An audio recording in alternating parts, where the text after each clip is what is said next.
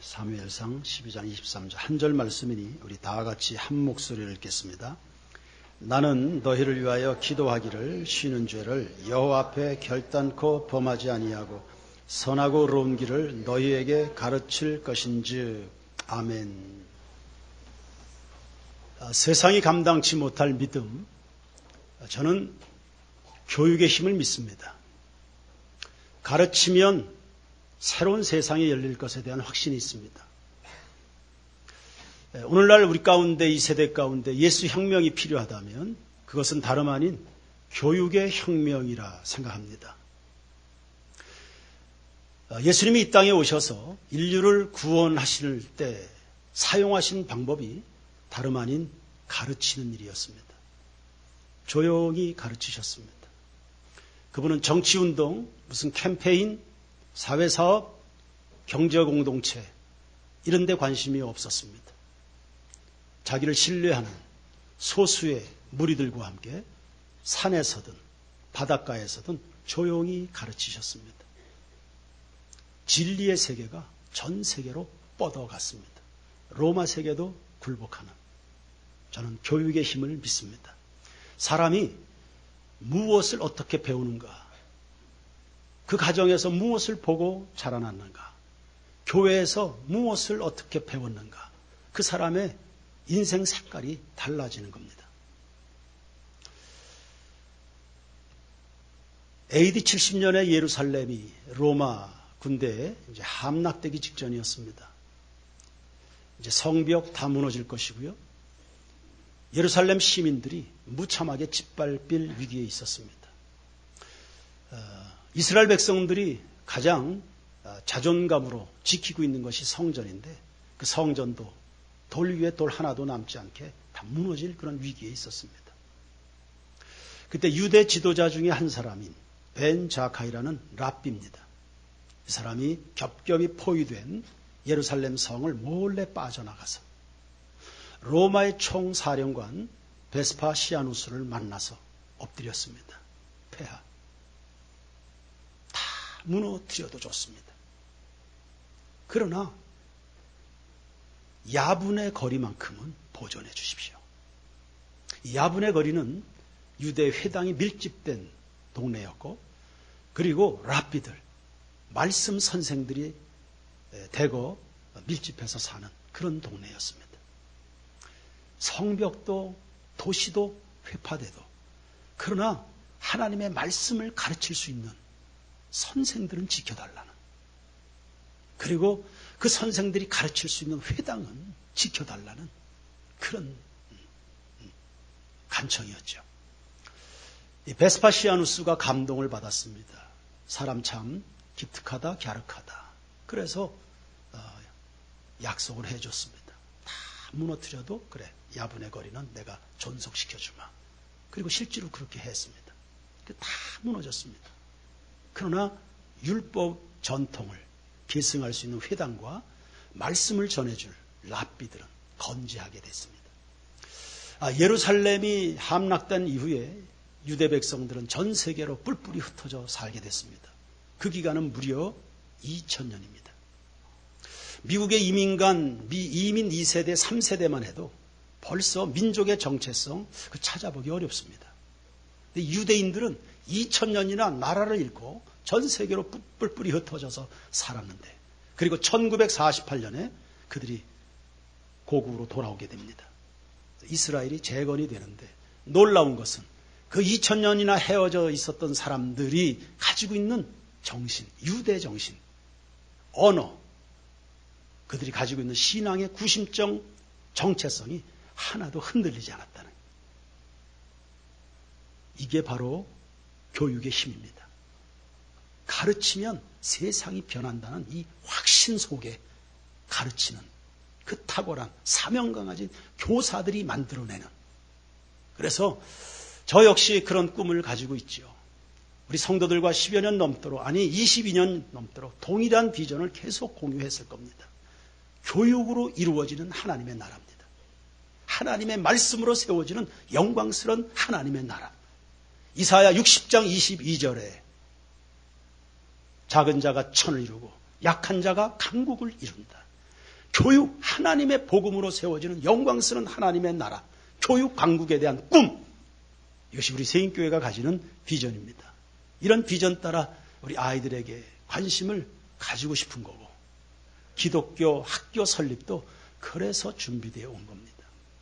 이 꿈이 우리 모두의 꿈이 될 수 있기를 축원합니다. 교회는 결국 두 가지를 잘해야 됩니다. 첫째는 마태복음 28장 19절입니다. 너희는 가서 모든 족속을 제자를 삼아 아버지와 아들과 성령의 이름으로 뭘 주고 영혼 구원 전도입니다. 예수님이 이 땅에 오신 이유가 뭡니까? 죄인 구원입니다. 아니, 나를 구원하시기 위해서였습니다. 그분이 십자가에서 죽으신 이유가 뭡니까? 나 같은 거 더 이상 죄에 빠져 살지 않도록 하나님 나라 꿈을 꾸면서 거룩한 백성으로 살아가라고, 구원된 인생을 살라고. 수도 없이 우리를 올가매는 매임의 줄들이 있을 텐데 그 모든 것에서 진리로 자유를 누리라고 그분이 십자가에서 죽으시고 3일 만에 부활하셨는 줄로 믿습니다. 그분이 우리에게 성령을 보내셨습니다. 왜요? 능력 있는 전도자가 되라고. 이 땅에 교회를 남기셨습니다. 예수님이 공생에 다 마치시고 남기신 이 땅의 유일한 기관 교회입니다. 무엇 때문에요? 예수님이 하셨던 그 남은 그 일들 복음 전하고 가르치라. 그 때문에 교회가 존재합니다. 인자에 온 것은 잃어버린 자를 찾아 구원하려 하심이라. 주여, 사람들이 주님을 많이 찾습니다. 그래? 우리 다른 마을도 건너가서 거기 가서 전도하자. 내가 이것 때문에 왔다. 복음 전하는 겁니다.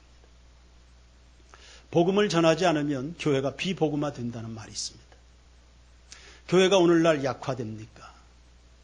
교회 학교 아이들이 없습니까? 가깝게 지내는 교수 친구들 이야기를 들어보니까 요새 신학교도 미달입니다. 3대1, 4대1씩 했던 우리 총신 신학대학원도요, 이제 미달을 목전에 두고 있습니다.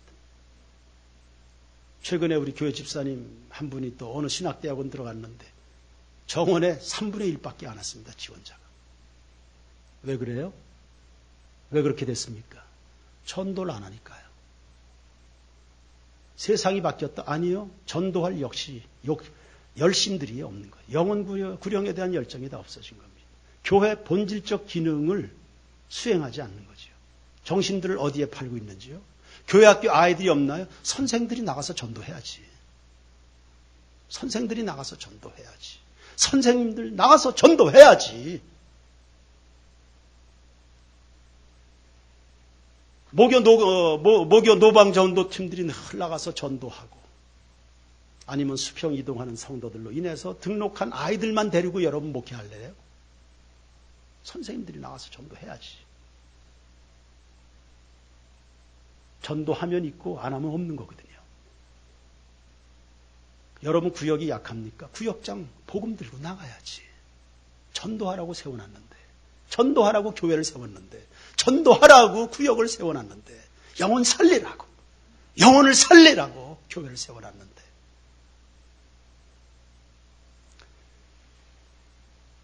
신학생들이 이제 사라져갑니다.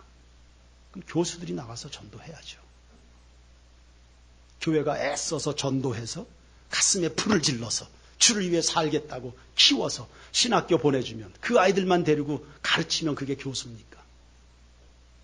그런 이기적인 생각이 어디 있어요? 이제 모교의 정정숙 교수님이라고 아주 이제 연로하셨죠. 늘 그 총신대학 앞에서, 사당동 그 앞에서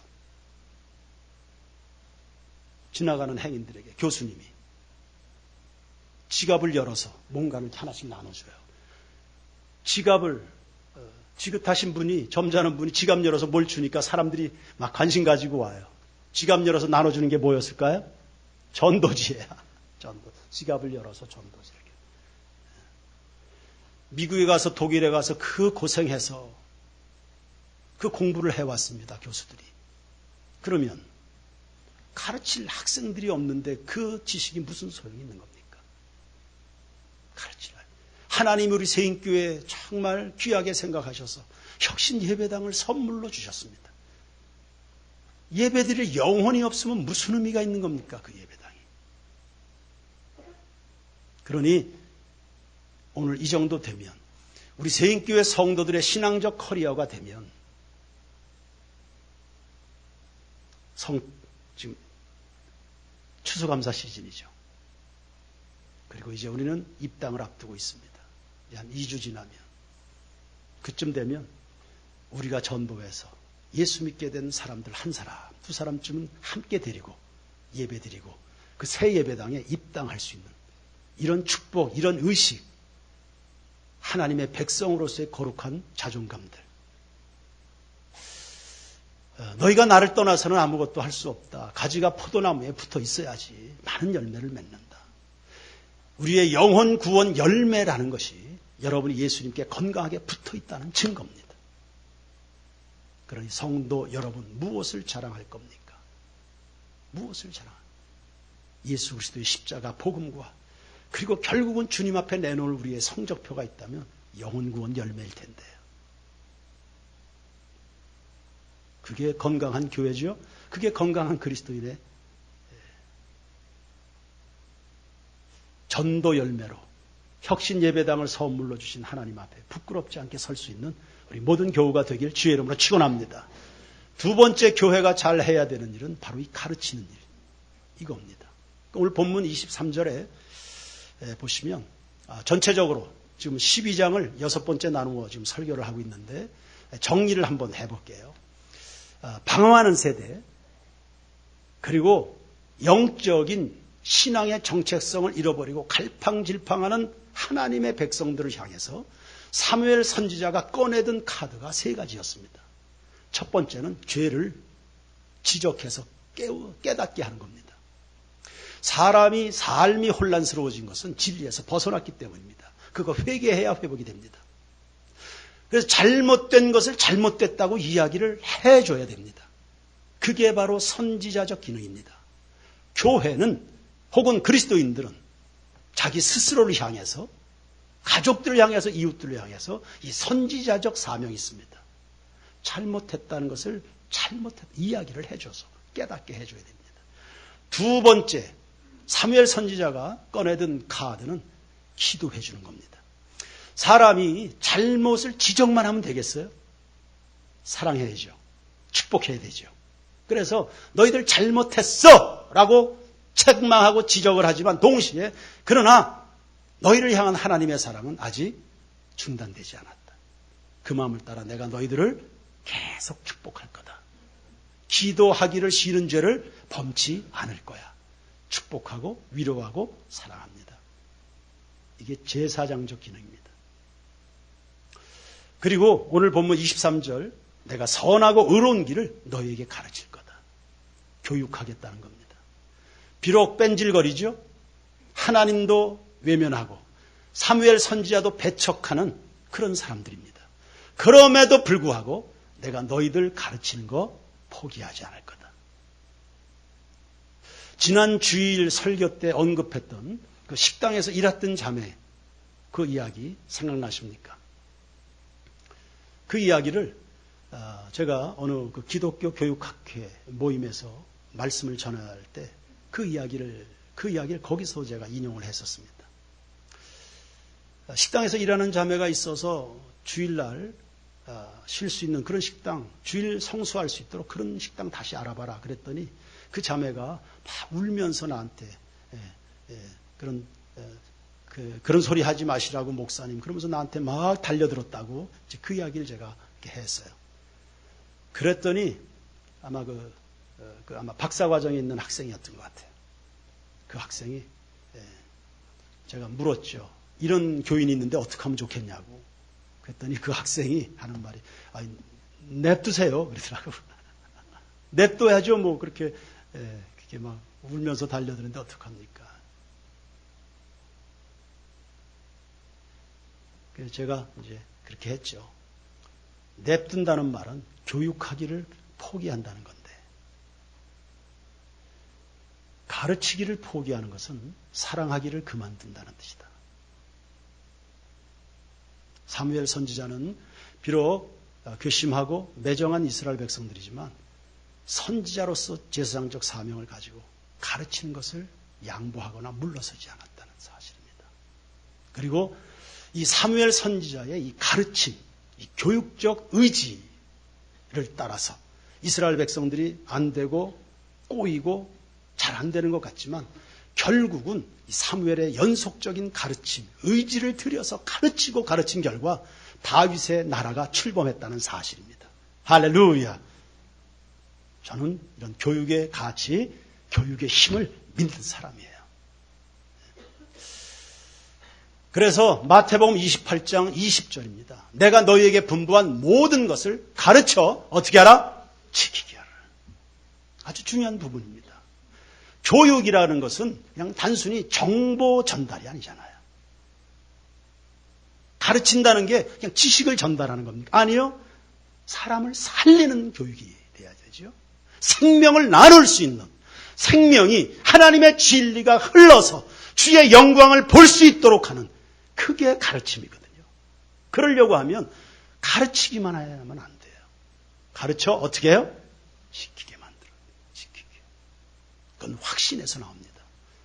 하나님의 말씀을 가르쳐 이 성도가 순종하게 될 때 하나님의 복을 누리게 되리라는, 하나님은 살아계시기에 그 말씀 가지고 살아가는 성도들의 삶에 반드시 변화가 일어난다는 믿음, 이 확신에서 나온 것입니다. 얼마 전에 11조 도둑질 하지 말라고 설교한 적이 있습니다. 그때 뜨끔하거나 마음에 부담이 되는 교우들이 있었을 거예요. 예, 마음의 부담을 느끼셔야 됩니다. 그 설교하고 나서 기회가 돼서 우리 남궁관 집사하고 이제 전화할 일이 있었는데 남궁관 집사님이 이야기하더라고요. 목사님 살살 하세요.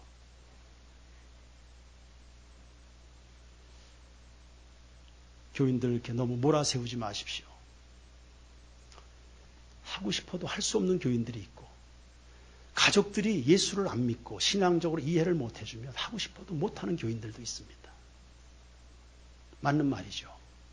그걸 제가 모르겠습니까? 제가 이 단에 서서 설교만 내질른다고 목회를 하겠습니까? 성도들 속사정 제가 모를 리가 있습니까? 저는 뭐 피도 눈물도 없는 사람입니까? 그러나 넘어야지요. 그거 넘어야 되는 겁니다. 넘어야 하늘길이 열리는 거거든요. 넘어야 되거든요. 그 넘어야 되거든요. 그래 집사님에게 그런 이야기 했습니다. 무슨 소리 하는 거냐. 의지가 있으면 다 할 수 있다. 그게 중요한 가치라고 믿어지면 할 수 있는 거다. 그리할 때 하나님이 그의 편을 들어주신, 아무리 난관이 많아도 우리가 마음 있고 의지가 있는 것은 다 하게 돼 있습니다. 맞습니까? 주님의 뜻을 이행하는 일에 의지를 들이면 하나님이 도와주시고 길을 열어주시는 거거든요. 오죽하면 하나님이 나를 한번 시험해봐라. 11조와 허물을 내 곳간에 들여봐라. 내가 하늘의 문을 열어서 너희 곳간 채울 곳이 없도록 풀어주지 아니하는가. 나를 한번 시험해봐라. 하나님의 말씀은 가르쳐서 변화가 일어나는 게 아니고 믿는 자가 지켜 행할 때 기적으로 나타나는 겁니다. 언약궤를 맨 제사장들이 믿음으로 홍수가 나서 물이 철철 넘치는 요단강에 믿음으로 발을 담글 때 요단물이 멈춰 서버리는 거거든요. 일전에 한 우리 교사에게도 제가 콜한 적이, 이 직분을 좀 맡아라, 너 헌신 좀 해라 그랬더니 지금 제 사정이에요. 제 사정이에요. 그러면서 알기는 알더라고요. 그 사정 하나님이 풀어주시는 거 내가 결단해야, 용기를 내서 결단해 풀어주는 거 자기가 아는데, 근데 목사님 봐주세요. 다른 사람 시키세요. 자기 일이 그거 자기. 예. 알기는 다 알죠. 알기는 알죠. 용기 있게 결단해서요.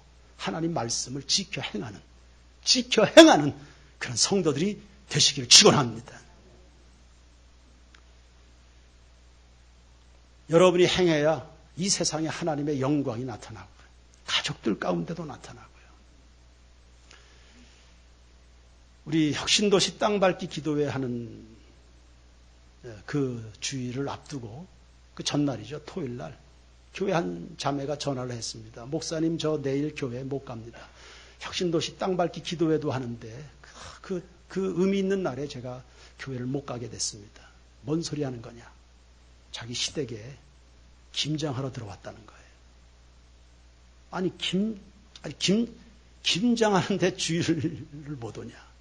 저희 시댁 분위기가 그런 분위기가 안 돼. 제가 막내 며느리인가요? 그건 모르겠는데 하여튼 눈치가 보여서 빠져나오지를 못하는 거예요.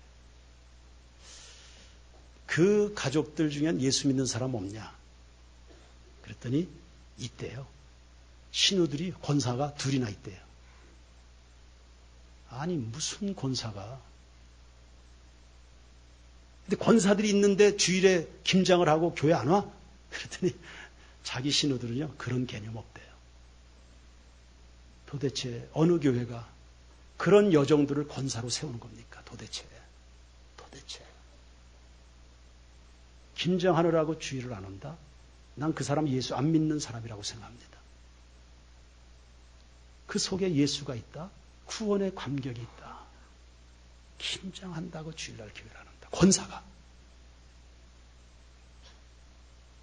권사가 그런다. 그러냐? 권사쯤 되는 사람들이 그 시댁에서 신앙생활들을 그런 식으로 하면 그 시댁은 구원 못 받는다. 그 가족들 구원하려고 하면 진리를 진리대로 믿어야지. 그리고 가르쳐서 지키도록 하는 그런 가정이 돼야지. 그래가지고 그 시댁 식구들 구원 못 받는다. 그러니 이제 당신이 해라, 이제. 당신이. 그래서 김장을 하냐? 금요일 오후에 넘어간다더라고, 시댁으로. 금요일 일찍 넘어가서 아니면 반차를 내든지 하루 휴가를 내서 금요일 날 가서 방법이 있거든요. 하나님의 뜻대로 살고 그리고 시댁 식구들도 행복하게 하고 마음에 섭섭하지 않게 하려고 방법을 찾고 생각을 모으면 다 길이 있는 거거든요.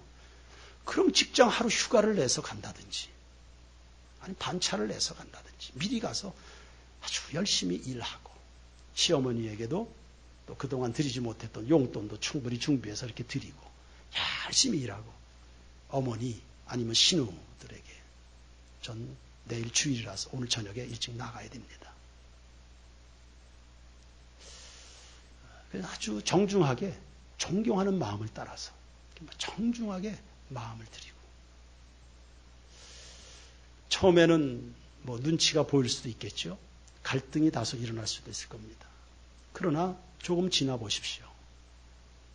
도대체 제가 믿는 예수가 얼마나 중요한 분이길래 저렇게 애쓰는가. 사람이 생각이 있습니다. 그리고 가족들 가운데 어느 순간에 어려움을 당하면 막내 아기야, 나를 위해서 좀 기도해. 기도 부탁도 하게 될 겁니다. 그리고 어느 순간이 되면 나도 저 아기처럼 교회를 다녀볼까? 이렇게 되는 거거든요. 일의 순서가요. 이렇게 되는 겁니다. 하나님 살아계심을 믿음으로 이와 같이 갈아가는 겁니다. 믿음 위에 굳게 서라. 세상이 감당할 수 없는 믿음. 믿음 위에 굳게, 믿음 위에 굳게. 하나님 살아계시고 하나님의 말씀은 믿는 자 속에 역사한다 했습니다. 하나님은 믿는 자를 찾으신다 했거든요. 가르쳐 지키게 하라. 가르쳐 지키게 하라. 순종하고 말씀을 순종하고 하나님을 경외하는 그 순간에 하나님 살아계신 그 영광들이 다 드러나게 됩니다. 한 가지만 더 이야기할까요? 한 달 전쯤 됐을까요? 가깝게 지내는 한 목사님이 후원 요청을 했습니다. 자기가 이렇게 이끄는 그 기관에 좀 재정적 필요가 있는데 세교에서 좀 후원해 주면 좋겠다. 어이구, 아시잖아요, 우리 교회. 하여튼요, 전 세계가 우리 세계교회 되게 부자인 줄 알아요. 할렐루야! 아멘. 머리 위에 있고 꼬리가 되지 않고 위에 있고 아래에 있지 않나. 그래서 관계자들과 제가 의논을 했습니다. 뭐 교회이니까 저 혼자 할 수 없는 일이고 또 교회 후원 요청을 했는데 뭐 한두 푼 했겠습니까? 관계자들하고 이제 이야기를 했죠. 이야기할 때 관계자들이 한 사람이라도 반대하면 내가 하지 말아야지. 하고 싶은 마음이 여기까지 있었는데 하지 마라. 이런 마음으로 관계자들에게 이야기를 했습니다. 근데 목사님 교회 건축하는 데 집중하시죠. 이렇게 해서 점점 반대를 하시더라고요. 그래서 안 하기로 했습니다. 그런데 제 마음에는 계속 해주고 싶은 거예요. 이걸 어떡하지? 한 달 동안이나 제가 혼자서 그게 떠나질 않습니다. 여기까지 해주고 싶으니까. 누군가에게 도움을 요청한다는 것은 굉장히 어려운 일 아닙니까? 그 손이 부끄럽게 하면 안 되지. 내가 하나님 앞에 뭔가를 요구했을 때 하나님이 외면하시면 어떡하나 그런 마음도 있잖아요. 하고 싶은 마음이 여기까지. 한 달 동안을 고민하고 하다가 교회 한 집사가 불렀습니다. 손을 꼭 잡고 남계야 네가 좀 후원 좀 해주라. 기꺼이 감사함을 후원하더라고요. 그래서 그날 그냥 후원을 했습니다. 그런데요 참 감격적인 것은 이것 때문에 제가 이야기하는 겁니다. 그 목사님이 우리가 어려운데도 자기 기관에 재정을 후원할 것을 이게 고마워가지고요. 우리가 후원한 금액의 3배를 건축헌금으로 주셨어요. 목사님인데 형편이 그렇게 넉넉하지 않고 사모님이 알바하십니다. 자기 기관에 세입교회가 어려운 중에도 이렇게 후원했다. 이게 고마워가지고 3배, 우리가 후원한 금액의 3배 넘는 금액을 건축헌금으로 드렸다. 구제를 좋아하는 자는 풍족해질 것이요. 할렐루야. 과도히 아껴도 가난하게 됩니다. 하나님의 말씀을 말씀으로 진리로 믿어드리는 그런 성도들이 가르쳐 지키게 하라. 성도들로 하여금 정말 하나님 살아계신 거 할 얘기가 있잖아요. 하나님이 주시는 마음의 감동을 따라서 또 진리의 순서를 따라서 하나님 살아계신 증거, 내 편이신 증거, 할렐루야. 주님이 영광을 나타내시는 증거. 저는 우리 세입교회 성도들이 다 살아계신 하나님의 이 영광, 이 축복, 푸른 조장 실만한 물가, 정말 주님이 살아계시는구나, 믿는 자를 외면하지 않는구나, 이런 것들을 경험하면서 사는 그런 성도들 되기를 축복합니다. 가르쳐 지키게 하라. 교사 여러분 가르쳐 지키도록 만드시고, 구역장 여러분 가르쳐서 지키도록 만드십시오. 그래야 성도들이 복을 받으시고.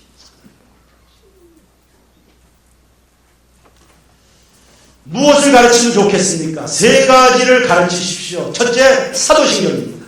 사도신경. 무엇을 믿을까의 문제입니다. 무엇을 믿어야 될까? 사람은 믿는 대로 행동하게 되어 있습니다. 믿음이 가는 만큼 행동하게 되어 있습니다. 여러분, 세계 모든 교우들마다 건강하고 성숙한 그리스도의 형상을 이루기까지 튼튼한 강력한 믿음의 용사들이 되기를 축원합니다. 전능하사 창조주 하나님, 우리를 위해서 죄에서 죽으시고 부활하신 그리스도 예수, 성령의 감화감동과 거룩한 교회 공동체에 대한 신뢰, 이것이 바로 우리가 믿어야 될 내용입니다. 이것을 가르칩니다. 두 번째 가르쳐야 될 내용, 십계명입니다. 성도들이 무엇을 행동해야 되는가의 강령입니다. 사도신경 무엇을 믿는가, 그것이 십계명 무엇으로 행동을 해야 되는가로 나온 겁니다. 세 번째, 주기도문을 가르치십니다. 주기도문은 그리스도인들이 평생 무엇을 추구하며 살아가야 되는가에 대한 가르침입니다. 하늘에 계신 우리 아버지여, 이름이 거룩히 여김을 받으시오며 나라의 임하시오. 뜻이 하늘에서 이루어진 것처럼 땅에서도 이루어지기를 원합니다. 한마디로 요약하면 하나님 나라입니다. 사도신경을 믿고 십계명 정신으로 살고 늘 우리가 꿈꾸고 추구하는 것이 하나님의 나라입니다. 이런 인생을 살아가게 되는 성들의 모든 주어진 삶의 시간들 형통하고 평강 넘치고 승리 있고 주님이 역사하시는 증거로 나타나게 될 줄로 믿습니다. 결론입니다. 그러면 어떻게 가르칠까요? 어떻게 가르치면 좋겠습니까? 첫째, 믿음으로. 이미도 이야기했지만 오늘날 이 시대에 예수혁명이 필요하다면 그거는 다름 아닌 교육혁명입니다. 교육혁명입니다. 가르치면 변한다 라는 확신입니다. 가르치면 반드시 하나님을 만난다는 확신을 가지고 믿음으로 가르칩니다. 두 번째, 포기하지 않는 가르침입니다. 설리번 교사가 산중적 장애를 갖고 있는 헬렌 켈러를 포기하지 않고 가르쳤습니다. 가르친 결과 그 저주스러운 인생으로 시작된 헬렌 켈러가 이런 고백하잖아. 나는 내 인생에 행복하지 않은 날이 단 하루도 없었다. 누가 그 여인으로 그런 고백을 하도록 만들 겁니까? 가르치는 교사입니다. 교사가 그렇게 만들 겁니다. 세 번째는요. 내 자신부터 가르칩시다. 내 자신부터 가르칩시다. 로마서 2장 21절입니다. 율법을 자랑하는 네가 율법을 자랑하지 않아. 도둑질하지 말라고 말한 네가 도둑질하느냐. 가늠하지 말라고 말한 네가 가늠하느냐. 네 자신부터 가르치라. 목사부터 가르치고 부모들 스스로 먼저 가르치고 교사들 먼저 스스로를 가르치고 네 번째는요. 성령을 의지해서 가르치십시오. 골로새서 1장 29절입니다. 나도 내 속에서 능력으로 역사하는 이의 역사입니다. 힘을 다하여 수고한다. 성령을 통해서 나오는 것만이 하나님의 마음이십니다. 그리고 성령을 통해서 전달되는 가르침이 사람을 변화시키고 내게서 나아가는 것은 아무런 힘이 없습니다. 그래서 하나님의 진리를 성령을 의지해서 힘을 다해서 수고하고 믿음과 기대를 따라 가르칠 때 세상의 변화, 하나님의 나라가 임하는 것을 보게 될 것이다. 여러분의 삶의 현장에서 오늘 여기에서 또 한 주간 시작되는 삶의 현장에서 반드시 하나님 살아계신 것을 보게 될 줄로 믿습니다. 찬양드립시다. 우리를 사용하소서.